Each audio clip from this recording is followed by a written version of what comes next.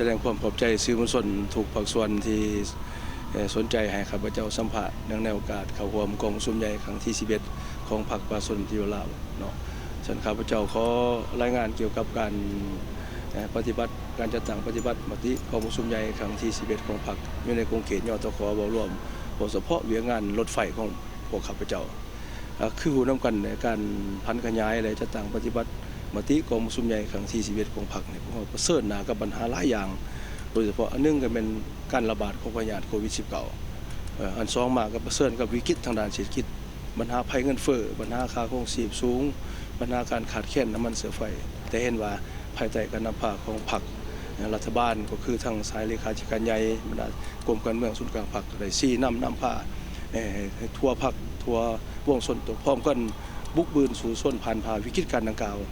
ซึ่งเห็นว่ามอดปัจจุบันเห็นว่าพวกเราสามารถผ่านพาวิกฤตดังกล่าวนั้นมาได้เป็นผลงานอันยิ่งใหญ่ของพรรคประชาชนปฏิบัติลาวซึ่งเห็นให้เศรษฐกิจขยายตัวไปตามทิศแล้วก็เห็นให้หลายอันที่พวกเราสามารถยานพอได้ ซึ่งในบรรดาคะแนนการที่บอกมานั้นคะแนนยตคก็เป็นคะแนนการหนึ่งคะแนนประกอบส่วนในการประกอบส่วนในการแก้ไขปัญหาเศรษฐกิจ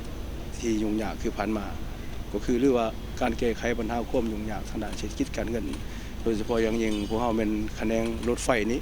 ที่ว่าเป็นส่วนหนึ่งได้สามารถประกอบส่วนแก้ปัญหาวิกฤตทางด้านเศรษฐกิจการเงินโดยเฉพาะทางด้านการดึงดูดการท่องเที่ยวซึ่งเห็นว่าระยะเปิดรถไฟลาวจีนนี้นับแต่วันที่3 ธันวาคม ปี2021มาฮอด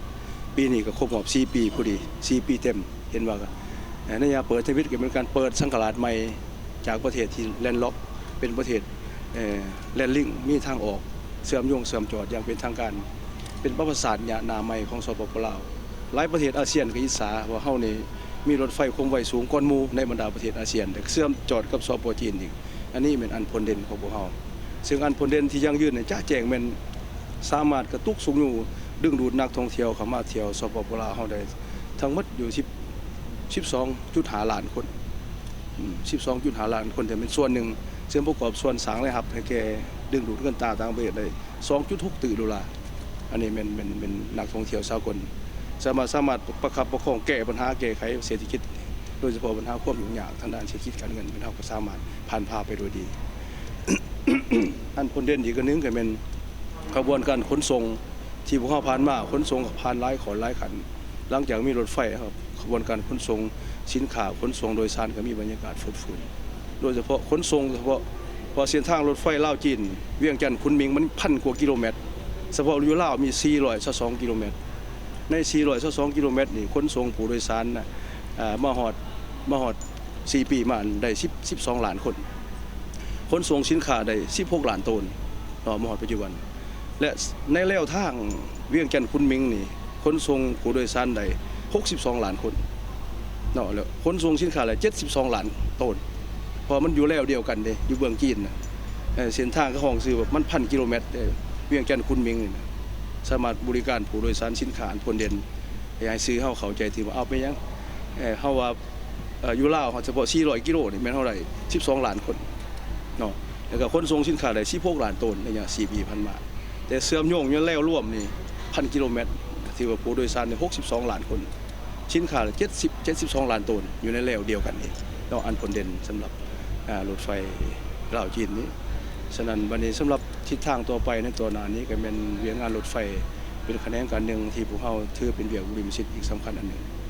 เป็นอยู่ในเขตโครงเขตการบริการซึ่งจะสู่ส้นโดยร่วมแผนหาปีตัวหน้าส่งเสริมการท่องเที่ยวจะดึงดูดนักท่องเที่ยวเข้ามาเที่ยวลาวให้ได้ประมาณนักท่องเที่ยวสากลให้ได้22 ล้านคนหาปีตัวหน้าซึ่งมันเป็นรถไฟเวียงงานสนามบินต่างๆเป็นอันกระตุ้นการท่องเที่ยวสามารถดึงดูดสู่ส่วนในดึงดูดรายรับเงินตราต่างไปให้ได้8 ตึกดอลลาร์ขาดคะนี้เห็นนักท่องเที่ยวภายในให้ได้21 ล้านแถวคนดึงดูดเงินประมาณ5 ตึกอันนี้มันแยกให้เห็นว่าท่องเที่ยวลาวท่องเที่ยวสากลอย่างจ้าแจ้งซึ่งสถานที่สรุปเลยว่ารถไฟลาวจีนเปิดสังกัดใหม่เป็นส่วนหนึ่งในการแก้ปัญหาความยุ่งยากทางด้านเศรษฐกิจการเงินกระตุ้นการพัฒนาเศรษฐกิจสังคมใน5 ปีผ่านมาอย่างจ้าแจ้งสำหรับ5 ปีต้นหน้านอกจากส่งเสริมการบริการแล้วพวกเราจะได้ขยายเรื่องงานเชื่อมโยงเชื่อมตัวระหว่างลาวไทยรถไฟลาวจีนลาวไทยให้เชื่อมจอดกัน แต่ก็ซุ้มใส่คนขัวสร้าง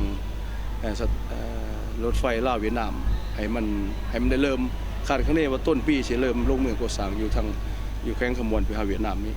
เดี๋ยวก็สุกอยู่ทางด่วนเนี่ยยังให้มันเกิดขึ้นแต่คนขัวศึกษาความเป็นไปได้ในการสร้างรถไฟเวียงจันทน์ปากเซ่ไปประกอบกันอันนี้อยากรายงานเกี่ยวกับสภาพรถไฟพอรวมแล้วเห็นว่าเป็นประโยชน์อันใหญ่หลวงให้แก่สปปลาวตลอดระยะ5 ปีผ่านมาที่ว่า5 ปีการปฏิวัติมาที่11แต่ว่ารถไฟมีแต่4 ปีพอเขาเริ่มมาที่3 ธันวาปี2021ไล่มาคุย4 ปีเต็มหลายอันที่ผลเด่น